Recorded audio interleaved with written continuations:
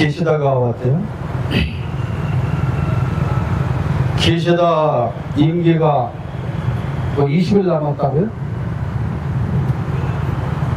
20일 남았던, 며칠 남았던, 왜 기시다 쫑파티를 우리나라에서 우리 세금으로 해줘야 되는 겁니까?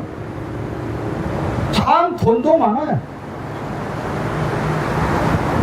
아니 전 정도에서 국가 채무를 뭐 400조 늘려서 쓸 돈이 없다며. 그런데 그렇게 일본 놈들을 위해서 쓸 돈은 넘쳐난다는 겁니까? 와서 한 짓이 여러분 먼저 아세요? 뭐 했는 줄 아십니까? 재외 국민 보호 각서에 관한 협정을 체결했다. 딱 뉴스에 이 한 줄만 나옵니다. 재외 국민 보호 각서는 그럼 뭐냐? 이거를 해설하고 설명해주는 언론이 없어요. 왜입니까? 회담 일정을 금요일날 오후에 일부러 잡았기 때문에 그래요. 토요일날은 언론인들이 쉽니다. 기자들은 토요일날 쉬어요. 일요일날 보도가 안 나가니까. 그리고 일요일날 그들은 취재를 해서 월요일날 보도를 하는 거예요. 원래 기자들은. 근데 하필 한일 정상회담 시간을 금요일날 오후로 잡았어요. 기자들이 취재 안 합니다. 상세한 취재를 안 해요.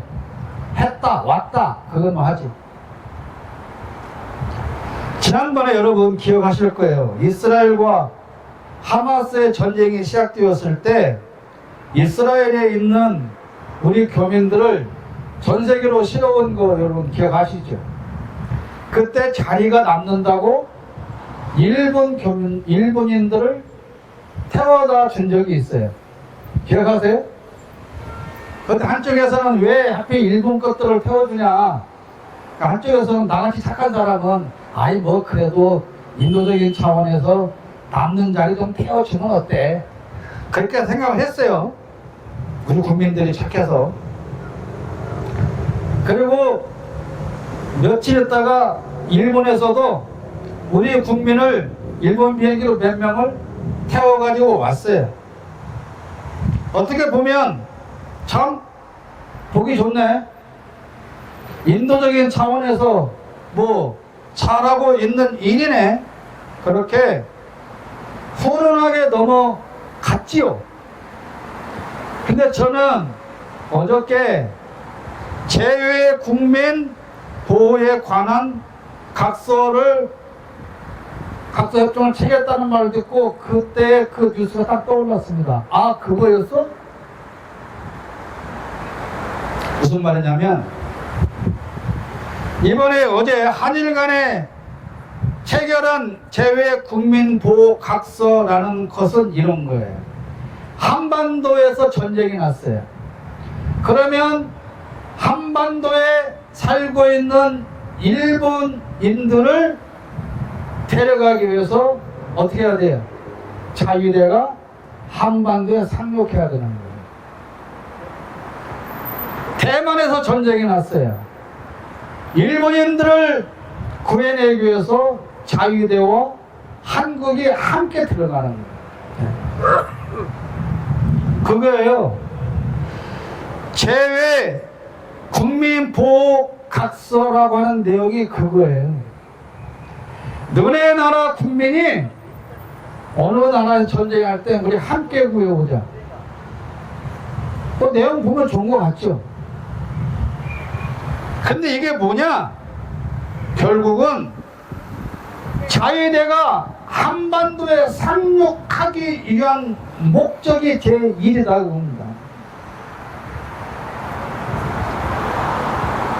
그러면 왜 하필 임기가 다 끝나가는 기시다가 와서 이 협정을 체결하느냐.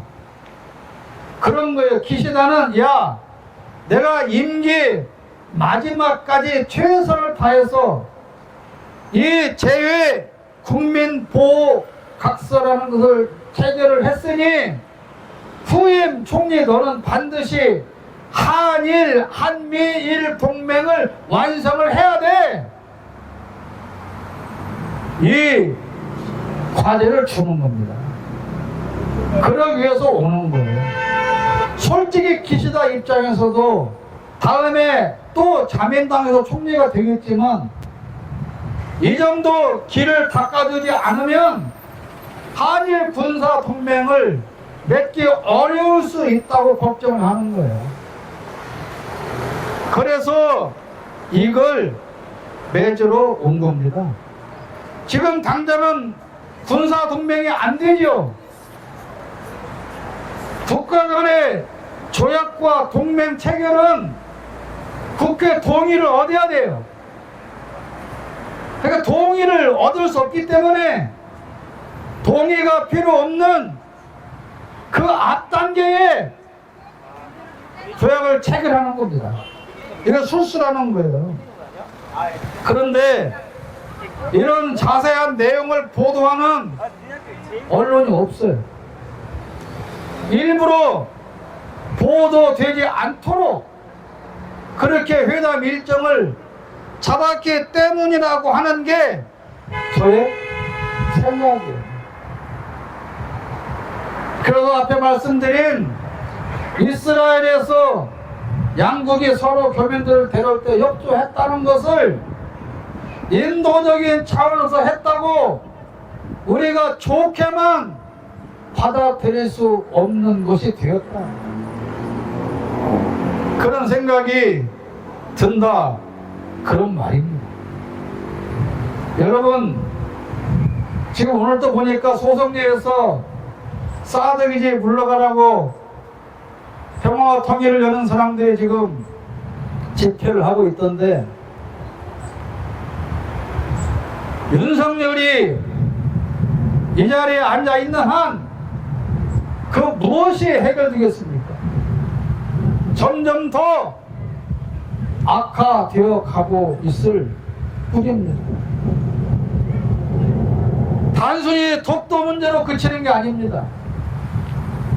독도가 중요한 것은 독도가 우리의 땅이므로 독도에서부터 12해리의 영해가 우리의 영해가 되는 것도 중요하지만 일본이 독도에 욕심을 내는 건 독도 인근 해상에서 한미일 3국 군대가 함께 중국과 북한 동맹을 무찌르는 훈련을 하겠다는 겁니다. 그래서 노일 전쟁 때도 일본이 독도를 군사 기지로 삼은 거였잖아요. 일본의 목표는 거기에 있는 거예요. 그까지 독도 땅 몇 평이나 된다고 그 땅을 욕심내겠어요. 결국은 군사 대국으로 가고 한미 군사 동맹을 맺어서 자위대를 일본의 정식 군대로 전쟁을 할 수 있는 군대로 만들고 헌법을 고치겠다, 그런 겁니다. 만약에 한국에서 전쟁이 나면 한국과의 동맹을 이유로 자기네 국민을 보호하고 빼간다는 명분으로 자기네 군대를 한반도에 상륙시키겠다. 또다시 일본의 군대가 한반도로 들어오겠다, 그런 거 아닙니까? 일본에 총 맞아 죽은 전 총리가 누굽니까? 아베가, 그 아베 외 할아버지가 그렇게 말했다잖아요. 우리가 지금은 물러가지만 반드시 다시 한반도로 우리가 돌아온다.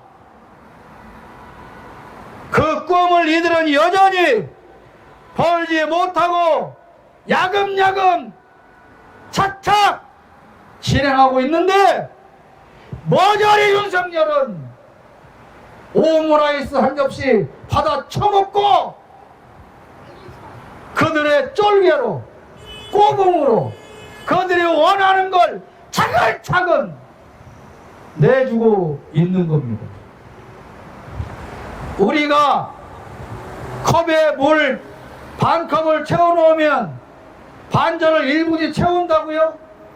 천만의 말씀, 1분은 우리가 채워놓은 물 반컵도 다 엎어버리고 컵도 깨버렸어요. 정신 차려야 합니다, 여러분. 우리가 지금 먹고 사는 것도 급한데 무슨 이런 데까지 신경 쓰느냐고요. 그러다가 조선을, 대한제국을 일본의 군합발에 내준 거 아닙니까? 그때도 그랬어요. 설마 일본이 우리 대한제국을 침탈하겠냐고. 먹고 살기도 힘들어 죽겠는데 뭔 그런 걱정 안 하냐고 그랬는데 뺏겼잖아요. 지금 우리가 그러고 있어요. 먹고 살기도 힘든데 시금치가 비싸서 김밥에 고구마순 집어넣어서 말아먹어야 할 상황인데, 열무 김밥을 만들어 먹어야 할 상황인데 무슨 일본이 어쩌고 그런 걸 따지냐고. 여러분, 그러다가 설마 하다가 당했던 것처럼 바로 우리는 지금 그런 위기를 맞고 있는 겁니다. 설마 무슨 계엄이냐고요. 저도 그랬다니까요. 그런데 지금 그런 조짐이 일어나고 있잖아요. 설마 무슨 계엄 선포냐고 했던 저 같은 사람이 이제 계엄 선포가 현실화 될 수도 있다라고 생각을 바꿨다면 그만큼 그 위험성과 가능성이 높아지고 있다는 겁니다, 여러분.